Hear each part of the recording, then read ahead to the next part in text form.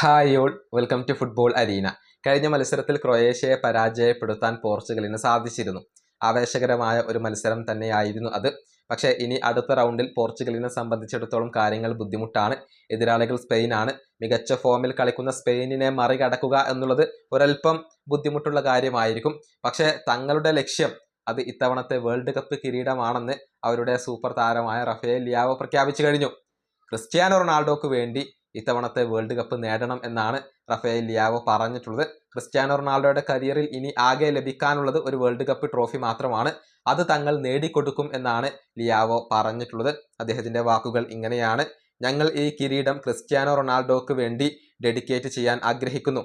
കാരണം അദ്ദേഹത്തിന് ഇനിയും ലഭിക്കാൻ ബാക്കിയുള്ള ഒരു ട്രോഫി അത് വേൾഡ് കപ്പാണ്. ഞങ്ങളുടെ തയ്യാറെടുപ്പുകളിൽ ഉടനീളം അദ്ദേഹം തനിക്കുള്ളതെല്ലാം നൽകിക്കൊണ്ട് സർവ്വതും സമർപ്പിച്ചുകൊണ്ട് കളിച്ചിട്ടുണ്ട്. ഞങ്ങൾ എപ്പോഴും അദ്ദേഹത്തെ സപ്പോർട്ട് ചെയ്യാൻ ശ്രമിക്കാറുണ്ട്.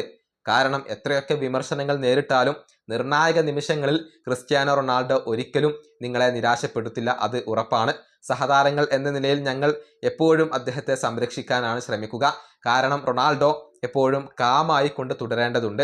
എന്നാലാണ് മത്സരത്തിൽ ഡിഫറൻസുകൾ ഉണ്ടാക്കാൻ അദ്ദേഹത്തിന് സാധിക്കുക. ഇതാണ് കഴിഞ്ഞ മത്സരത്തിന് ശേഷം റഫേൽ ലിയാവോ പറഞ്ഞിട്ടുള്ളത്. ഇത്തവണത്തെ വേൾഡ് കപ്പ് അത് ക്രിസ്ത്യാനോ റൊണാൾഡോക്ക് വേണ്ടി നേടണം എന്നാണ് അദ്ദേഹം ഇപ്പോൾ വ്യക്തമാക്കിയിട്ടുള്ളത്.